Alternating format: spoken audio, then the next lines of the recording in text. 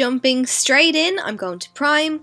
I love this primer because it's nice and creamy and it kind of looks like a moisturiser actually when you squeeze it out of the tube, but it absorbs really quickly and easily into the skin and it just preps it nicely.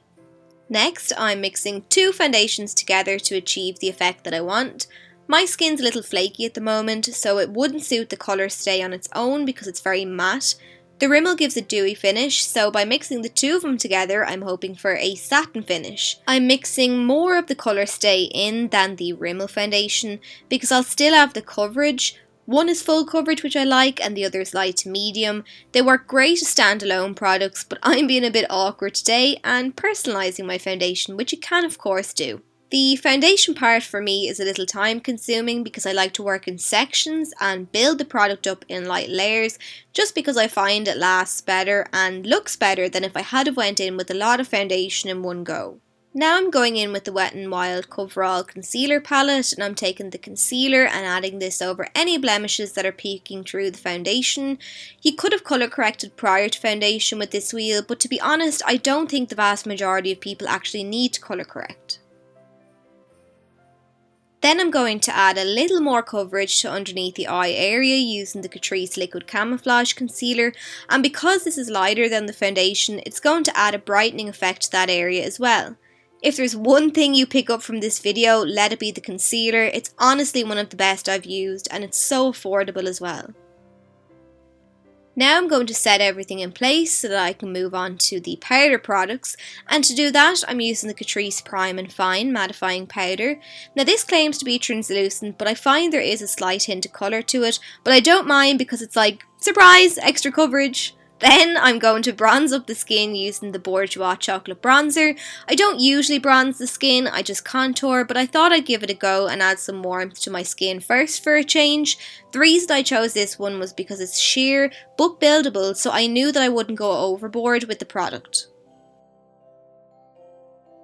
To contour, I'm using my Holy Grail contour product, the Sleek Contour Kit in the shade Light.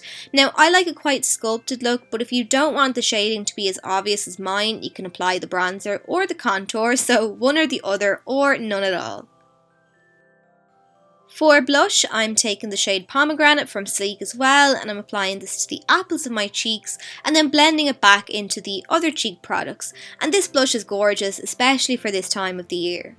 Next, I'm taking a mix of the two powder shades out of the Cleopatra's Kiss palette by Sleek as well, and I'm using this to highlight the tops of my cheeks. As you can tell, I'm a big fan of Sleek's face products in particular. They're really high quality but without the high price tag. Moving on to the eyes now. To prime, I'm using the e.l.f. Eyelid Primer, an old favourite of mine. I don't use this often, and when I do, I use it sparingly because it's brilliant, and unfortunately e.l.f. isn't as easy to get in Ireland anymore. Now I'm taking the Penny's Felt Tip Liner pen and I'm mapping out the shape of my winged liner just to make things a little easier later on. I'm doing this now because it acts as a guide. I'll have a point to blend my shadows in from, and then all I'll have to do is trace over the line with my liquid liner later, so mistakes are less likely to happen. Then I'm taking some of that Bourjois chocolate bronzer again and I'm adding this into the crease just to add some warmth to that area. And once I'm happy with how it looks, I'm moving on to this Makeup Revolution palette. And one of my lovely subscribers, Rebecca, actually sent this to me. She's her own channel too, and I'll link that below for you to check out. I've just picked up some of the dark brown from the palette, the second one in on the bottom row, and I'm adding this into the crease as well. I'm beginning at the start of the tail, and with circular motions I'm buffing the shadow across into the crease. Next, I'm picking up some of this shimmery black on a smudger brush, and I'm doing exactly that. I'm smudging the shadow on the outer corner of my eye. Once I've laid down the colour, then I'm taking a tapered blending brush and I'm blending the eyeshadow out. Now the reason I've picked up a tapered blending brush and not a fluffy one is because I want to be quite precise with my blending. I'm making this crescent moon shape, and the tapered tip makes this step a little easier. After repeating this process a couple of times, I'm going to move on to the lid, and then I'll come back to the shape afterwards. Basically now, I'm mixing two of the lightest shades in the palette to give me this kind of really nice pearlescent shade, and I'm patting this anywhere that there's free lid space. And don't worry if you cover over the top with the black, I'm going to top that up in a minute, which is why I moved on to the lid after getting that rough outline. I'm building up the shadow again now, and if you want to be really precise, you can go in with a small brush and carve out the shape further, and I do this with the black shadow and the pearl shade as well.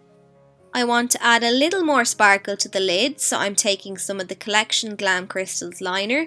I brushed some on the back of my hand, dipped my finger in the glitter, and now I'm dabbing it onto the lid.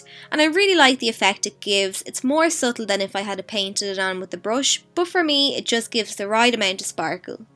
Now that I've finished with the eyeshadows, I'm going to fill in that winged liner outline with my liquid liner of choice, and as always it's the Essence one. I just haven't found a liner that beats it. For lashes, I'm taking this Wispy Pear by Kiss, and if you struggle to apply lashes, I have a couple of videos dedicated to lashes, so how to apply, remove, store and reuse, and I'll link those videos below. For the lower lash line, I'm taking some of that brown in the palette again, and then I'm adding some of the black on top, and then I'm just softening everything out with my pencil brush.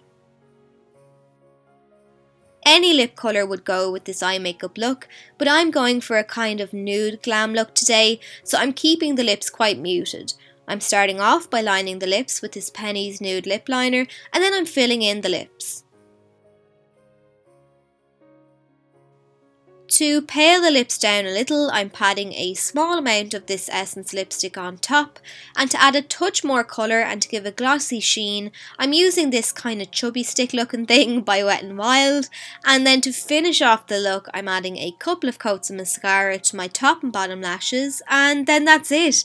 So I hope you enjoyed the tutorial and found it helpful. Thanks so much for watching, and I'll see you in my next video.